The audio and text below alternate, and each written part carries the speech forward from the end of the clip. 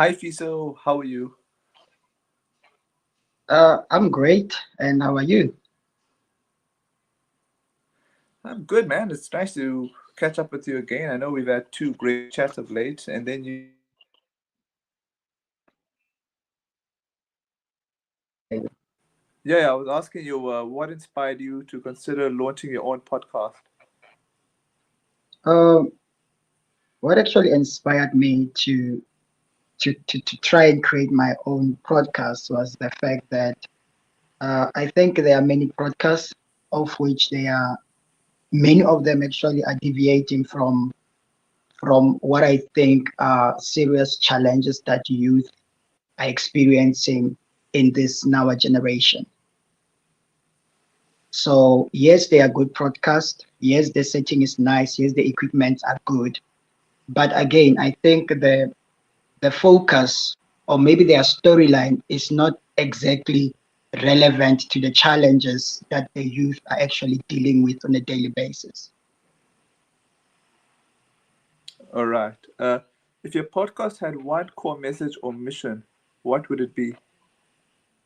Uh, my podcast mission is to actually bring light to most of this underestimated or underseen daily challenges that youth experience. Like we are talking matters with regards to, let's say, for an example, let's talk about finances. Everybody nowadays talks about hustling, or everybody talks about you have to hustle, you have to grind. But the fact and the truth of the matter is that there is no one who actually grind, actually comes back and say, I have made it through grinding. We don't have a record of any of those people.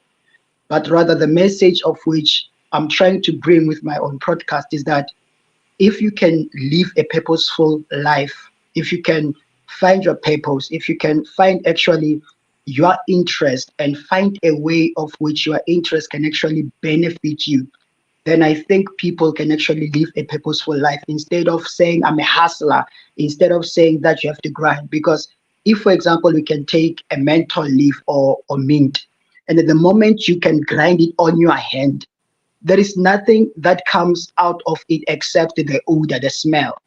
And now imagine if only you'd want to use that ideology to a person. Like, what is it that they are going to produce if only they are grinding without purpose, without discovering who they are, without the knowledge of self? So, I'm actually giving or trying to give youth an opportunity to say, what, you know what? Most of the people, let's talk about world changers. Those people, they never associated themselves with the message of hustling, but rather they are people who actually discovered their purpose. They actually got that biggest break from, let's take the story of Mark Zuckerberg, the Facebook guy. Ne? There is his documentary movie called Social Network. Ne? And then on the social network, what I like about the social network of which they're talking about the Mark Zuckerberg story is that Mark Zuckerberg was in varsity, was in college, or was in the university. Ne? But what is interesting there is that most of the time we used to think that people drop out of universities and then we call it, yeah, dropouts.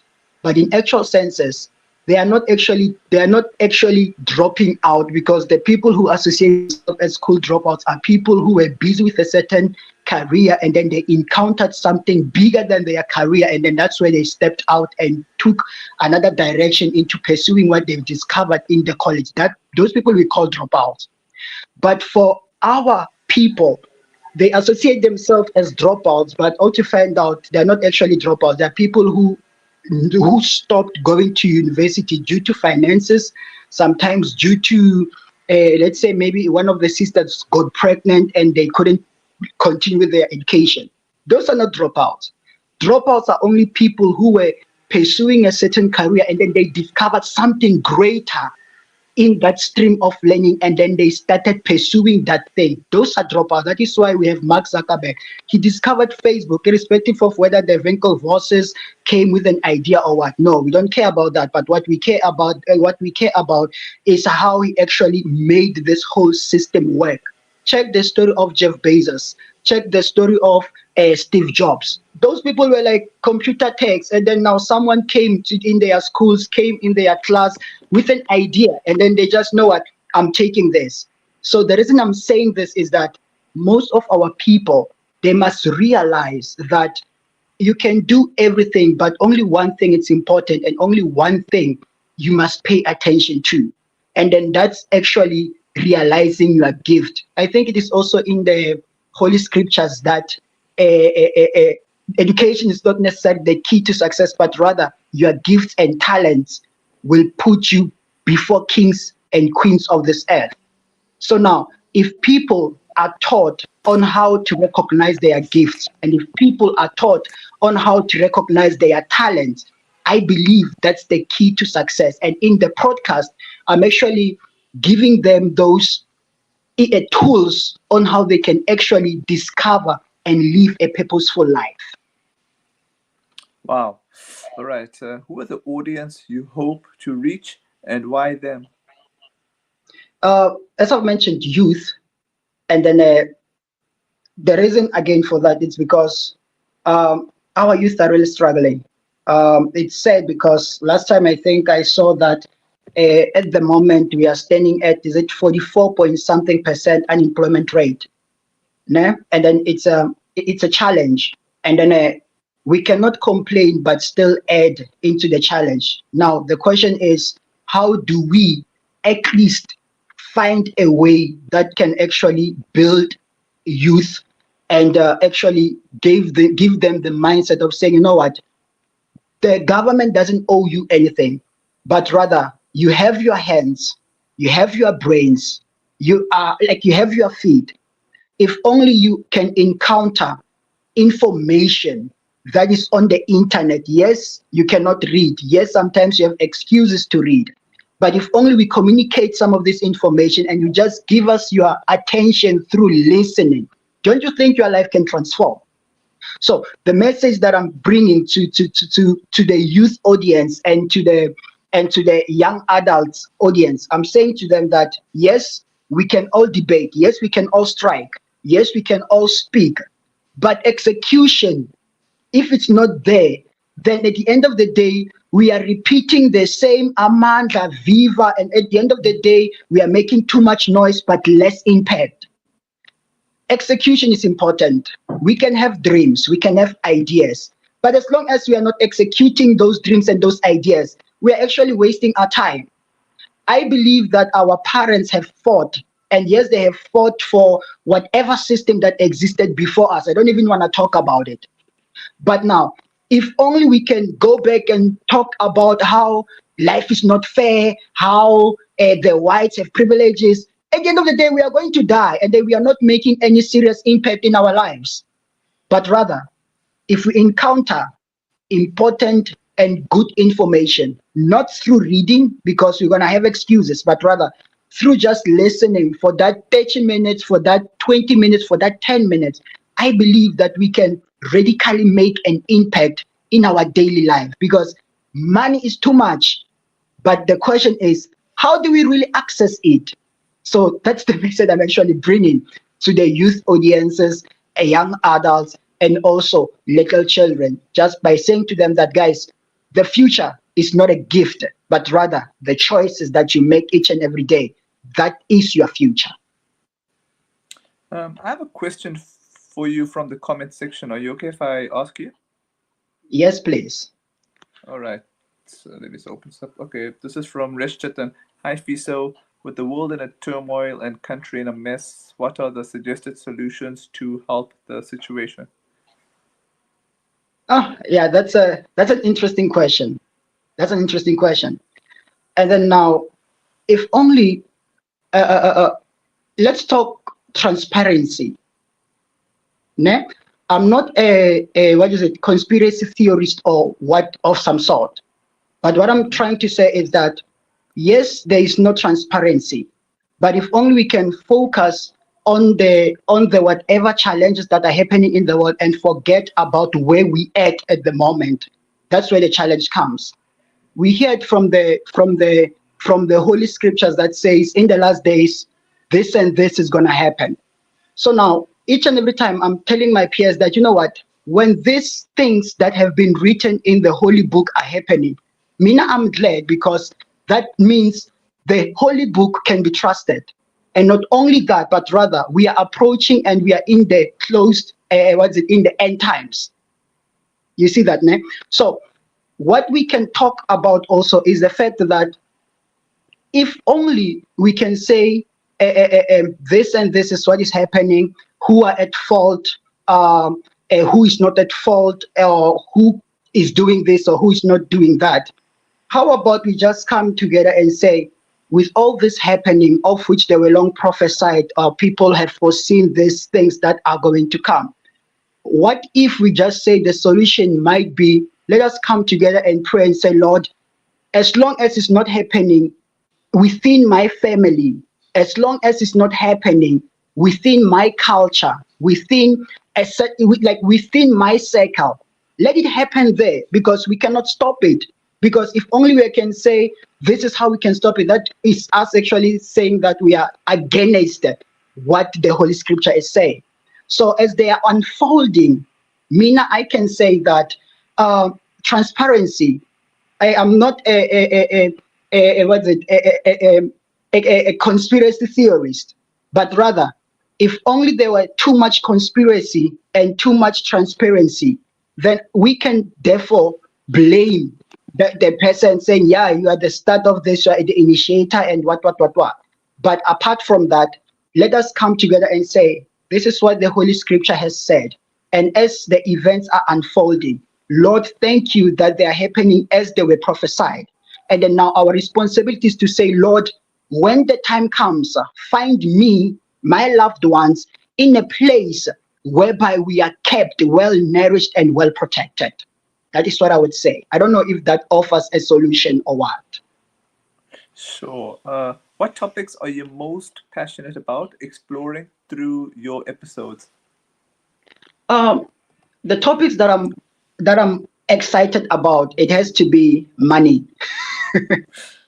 It has to be some of the facts that are there in the holy book, of which we don't even pay attention to too much. Let's say, for example, the in the last days concept. Ne?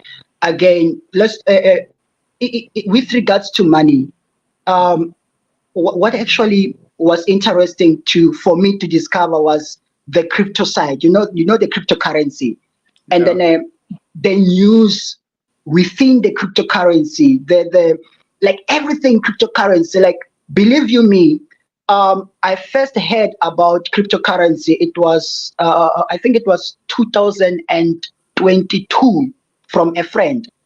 And I remember last time during our episode, I talked about if you treat everything like a scam, then you will get scammed. Remember, I said that. But now, after this friend of mine gave me this sales pitch, I was like, man, if only I knew about this long ago, maybe today I would be owning 6 bitcoins, meaning I'll be a millionaire. But apart from that, now, this is the information of which long existed, because after I did my research about Bitcoin, I realized that Bitcoin was there since 2008, but no one knew about it. In fact, I didn't know about it. So imagine all these other centralized and decentralized tokens that are launched in the system each and every day. How would the lives of our youth transform or change if we encountered such information from just an ordinary day-to-day person whom they see on the street each and every day? I don't have a Lamborghini at the moment. Of which I have a Lamborghini. I'm not living in a mansion, of which I have a mansion. But what if we actually exchanged information from the place of which I'm at, and then from the place of which they are at? And then the moment they would see transformation, then it's going to be easy for them to believe. Why? Because we all started in common grounds. So those are some of the topics of which I need our young people to be mindful of. I'm not talking about Forex. I'm not talking about these Ponzi schemes. They came, they blew up, they left. But now, look at the transparency. of these cryptocurrencies. Yes, we're gonna analyze them. We're gonna talk about them. We're gonna analyze the charts, and it is gonna be easier for them to understand. It's gonna be easy for them to treat it like business, because same like it's just a business. Sometimes in a business you make last time at work, this one of our manager came and said, yo, so yesterday we made close to 2 million in sales. I was like, what? He was like, yeah. I was like, okay. And then he was like, a day before that we made 1.2 million in sales. I was like, wow, that means we have made money in the past 2 days. He was like, yes. I was like, yeah, but the tricky part and the most boring part is that I've signed a contract of earning less than 8,000 a month. So irrespective of how much the company performs, the contract said, Mina, I'm getting a certain percentage. So even in the crypto space, that's how it works. Sometimes the market is bullish, we are all happy. Sometimes the market is green lights, we are all sad. But we don't panic and make quick decisions. In fact, this also covers life. Sometimes we are happy. Now it's cold. I've heard that in Cape Town, like it's freezing. But we are here. We couldn't just postpone and say, nah, so it's cold. I cannot get out of bed. And then, no. You decided to wake up irrespective. You decided to continue with your day irrespective. So that's life. That's finances. In the Bible, last time I was talking to a friend of mine and saying to her that, the reason I love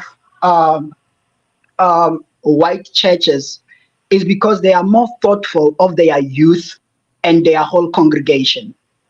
But if only you come to our African churches, it's a challenge, because why? It is only it's only one person who gets to benefit from everything that is offered to the church.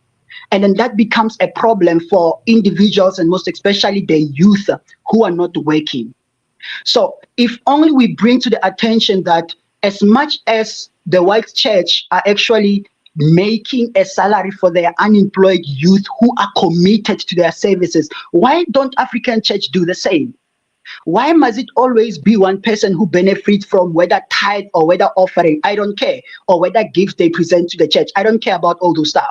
But rather, I'm saying that as long as you have members of the church who drop their lives just to come and support the church in any kind of service, why don't those people get at least a stipend of a certain amount so that they can live their lives in any area? So those are some of the concepts of which they are hard, but they are necessary to transform the lives of our youth, to transform the lives of our people. Because I'm tired of finding people who are called armor bearers, but their shoes are torn, their shirts are dirty. They themselves, they haven't eaten anything, but they've been in church from 7 o'clock in the morning up until 7 o'clock at night. So there has to be a way of which the unemployed youth who are committed in the church, they must find recognition in any way, whether they are given food parcels or whether they are given a stipend. I don't care, but something has to be done, because now we are talking service and commitment, and then each and every person must benefit from that. So those are some of the topics and more. Yes.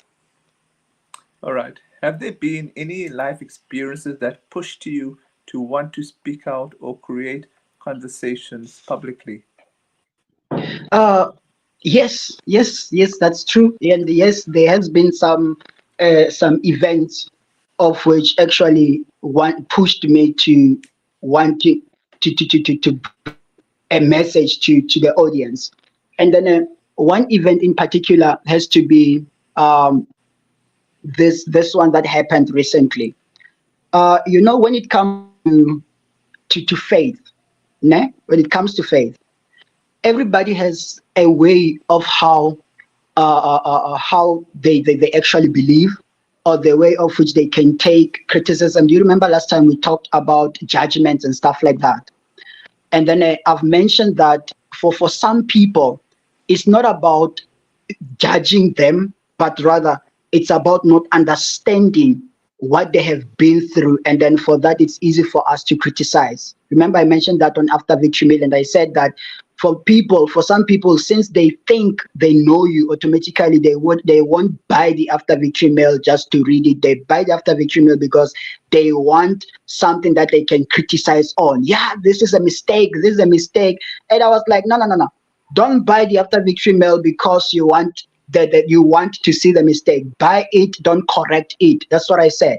So even in faith, that's what happens. And then sometimes you have to be more thoughtful of another person's spirituality instead of your own.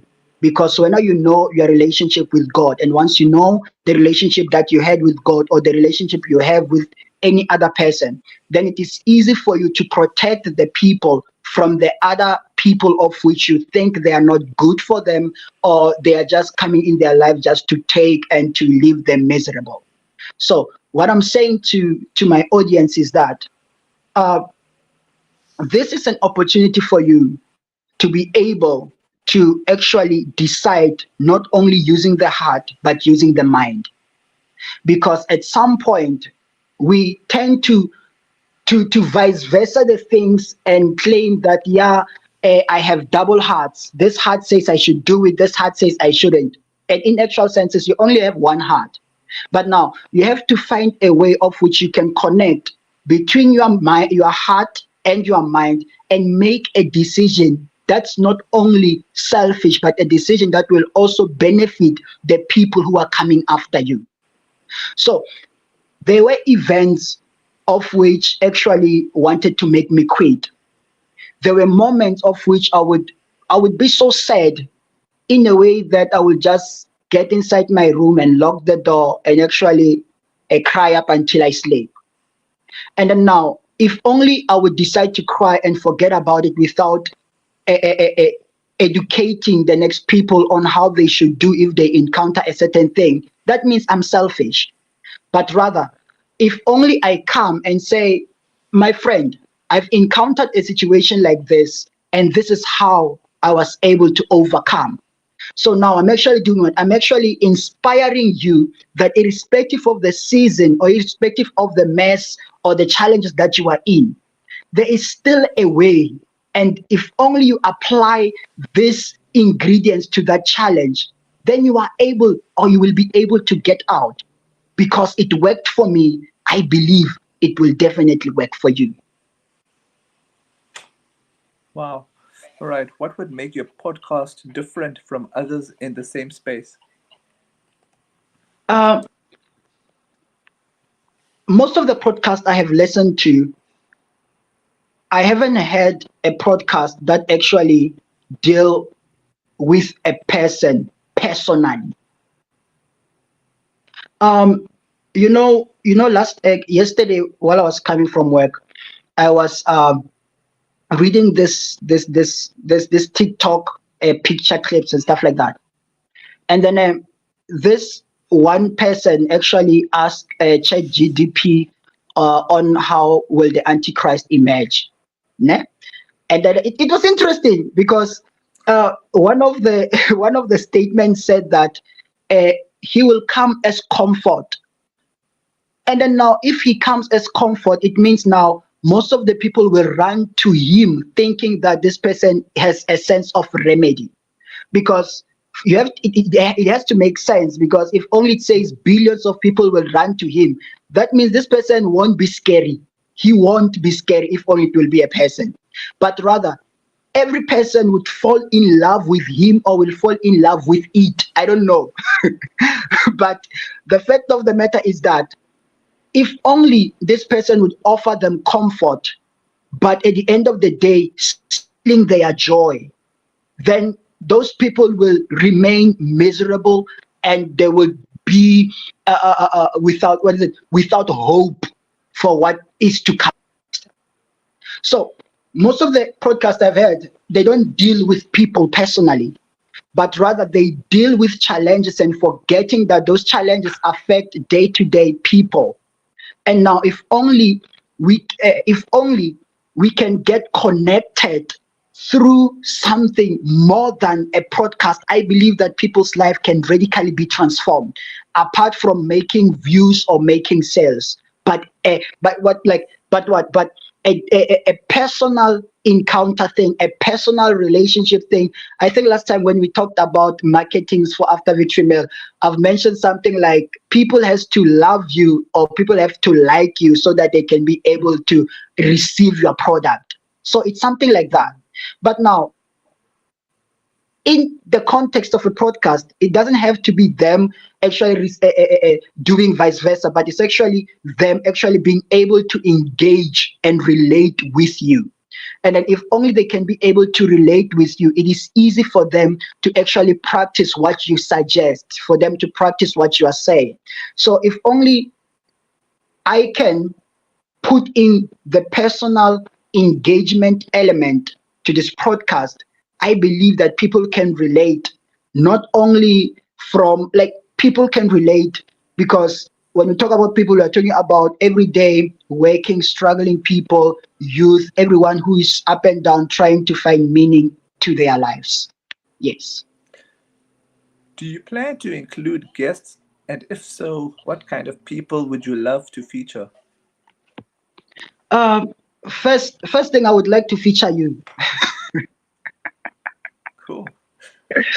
No, I would love to feature you, and then Okay. yes, and then yes, once that happens, and once it grows, remember, if only we share the same message, then it's gonna be easy for you to deliver a positive message without me having to.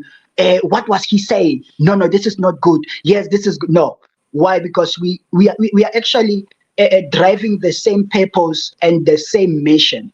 And then once we drive the same mission and the same purpose, it's easy for me to actually trust you with the lives of the viewers, because now we are not actually like now we are not talking about a people individually, but rather we are talking about the souls and the minds of the people of which you will be influencing. And then once I am able to say, you know what, let me call in a guest. Maybe let's say it's one of the youth pastors I know from somewhere, or youth leader I know from somewhere. Yes, I can bring the person to the show. But before that, I have to find common grounds that, irrespective of the excitement that you will be getting from the reviews of people, this is what we are sticking to. And then we are not here to condemn people, but rather we are here to assist people. Because most of the time, people tend to take platforms like this and personalize them into sending their own agenda. And then it becomes problematic for you to come back and say, no, it wasn't me. I was just trying to give them an opportunity. And also find out you cannot give a person an opportunity if you don't trust. So it has to be trust. It has to be having the same mindset. It has to be having the same purpose and passion for people. Like this, I think it's the deal breaker. We have to have passion for people. And then if only you are not passionate about people, then what is it that you are doing? Because here we are talking about different characters. We are talking about different personalities. And then if only we are talking about those things, it's easy for someone just to come at you and swear at you. The question is now, since this person is swearing at me, are you going to swear at the person back? No, you won't do that. Irrespective, even if now we are reading from the comment and then someone decide and say, no, you are speaking nonsense. What must I do? Must I say, yeah, you are right? No, I won't say that. Why? Because that person's perspective or that person's mind said to her that he's speaking nonsense. What about the other people who are listening, of which they see positivity?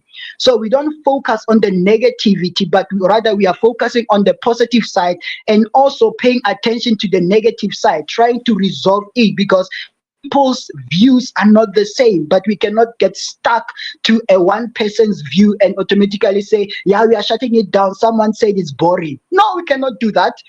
Yes, you said it's then turn to some other channel. Leave the people who are enjoying and who are getting the information they need. And then that's it. Thank you. How do you handle self doubt or fear of judgment when it comes to speaking your truth? Uh, as I've mentioned that passion, passion, that's it. Like passion for people, passion for the art, passion for the message, passion for the preparation, and passion for starting this very own platform. and then each and every person is entitled to his or her own opinions, of which at the end of the day, each and every person's ideas, thinking, it's actually a combination. It's a combination of their lives and experiences. And then that's unfortunate. The unfortunate part is that you cannot tell a person how to think, and you cannot tell a person what to say, but rather their whole life is shaped into them responding the way that they're responding. Their lives, like their whole lives, their background actually has everything to do with how they behave as individuals, like their choices and everything like that. So for I to be able to continue, even if I had one view or none view at all, it's for me to have passion for what I do. And then if only I have passion for what I do, I'll be able to effectively engage with the people, and being able to engage with the people, then that's why I can be able to do what, to effectively transform people who wants to be transformed. One person said you can take a donkey to the stream, but you cannot force it to drink. As much as at the end of the day, I want to sit in my Lamborghini there by Muscle Bay and say, you know what, I'm grateful for the peoples that I was able to be part of their lives. One person once said again that there's a verse in the Holy Scripture that said that Paul mentioned something like, if it was my will, I would want to go, but for the sake of you guys and their spirituality, let me remain so that I can teach you. So that, I think, means once again that the moment you believe that you are doing a good thing, then what another person is saying, it won't challenge you that much. Why? Because you are so self-absorbed to the fact of, you know what, even if I can change one person's life, I would be satisfied. Even if I can change two persons' life, I would be satisfied. And me sitting there somewhere in my Lamborghini, somewhere there, I'll be happy and say, you know what, I'm grateful for the opportunity, for the people who gave me that opportunity to say, you know what, this is what would build me, and this is what I would need to actually continue in life as a young person. What platforms or tools are you looking at to help produce and distribute your podcast? Um, at the moment, what I've already ordered is a mic.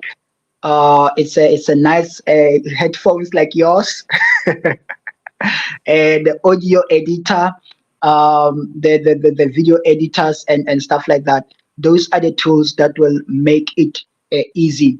And then again, we have to also be more conscious about the signal, as what happened before we began this talk. Like we have to be more thoughtful of those key things again.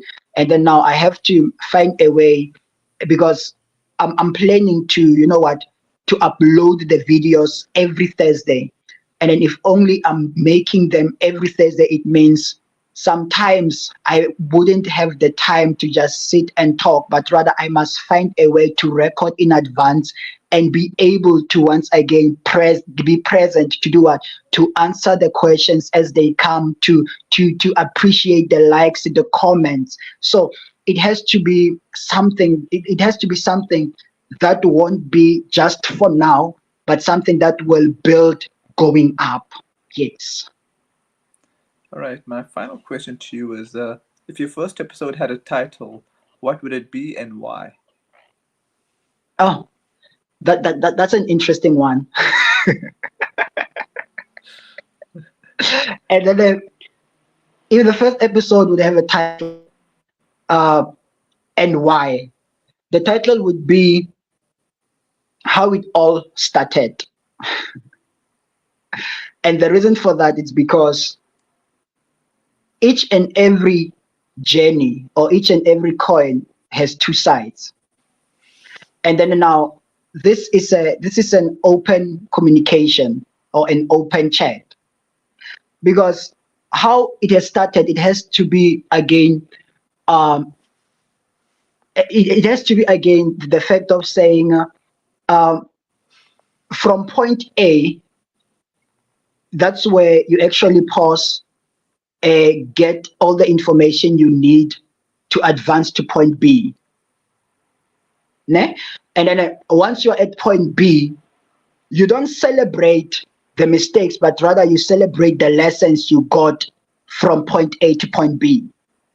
And then in most cases, what I've realized with our youth is that we are so happy to get that qualification, and we forget the tools that actually helped us to get that qualification. So it's like I want to get to Pretoria, but now as long as I'm at Pretoria, I'm happy because I've arrived. But I forget that I needed gas, I needed food to get to Pretoria.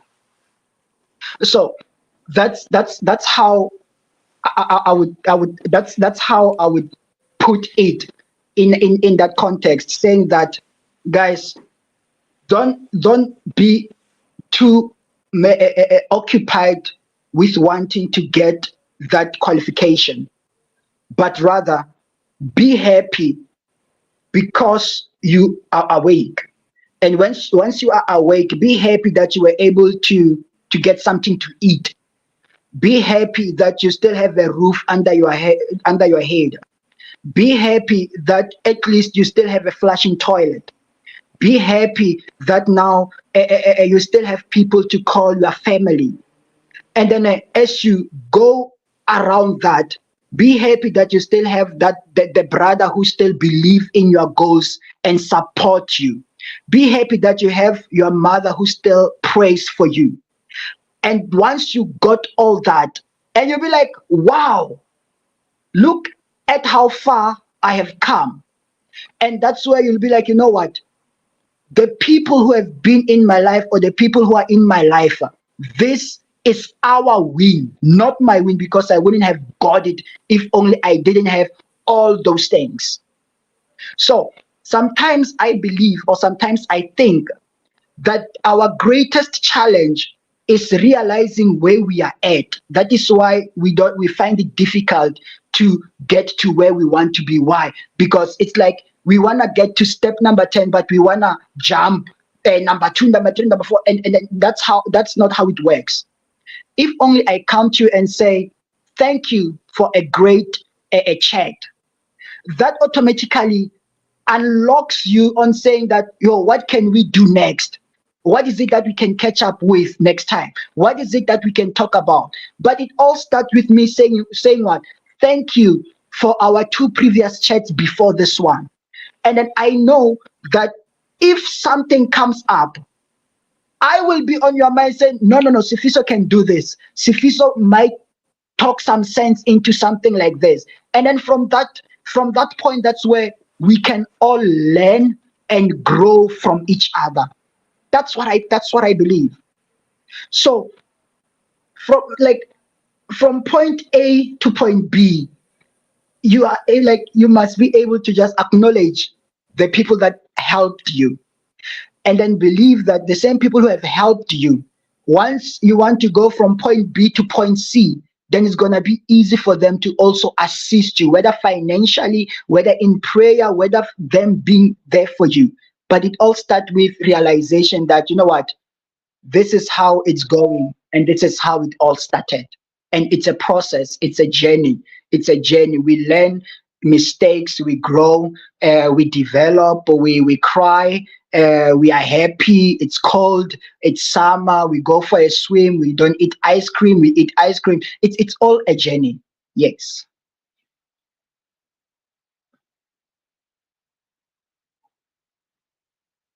Hello.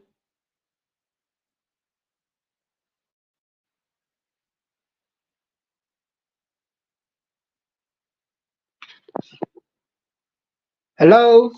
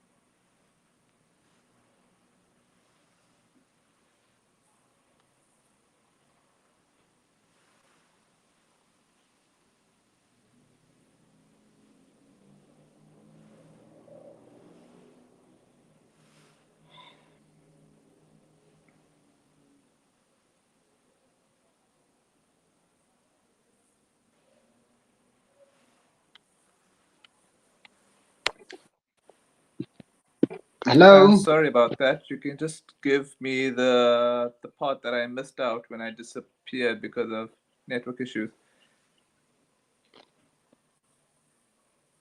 Uh, uh, um, which last statement do you remember?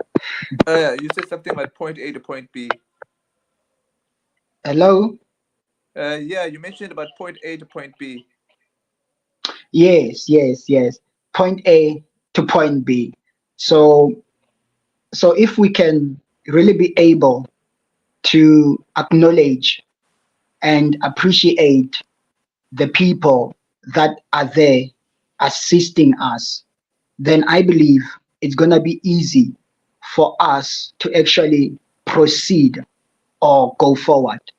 So you start, you finish, you stop, you acknowledge, and you are able to proceed forward. Yes. Okay. All right. All I got to say that thanks so much for your time, man. Take care. Thank you so much. Anytime. Thank you.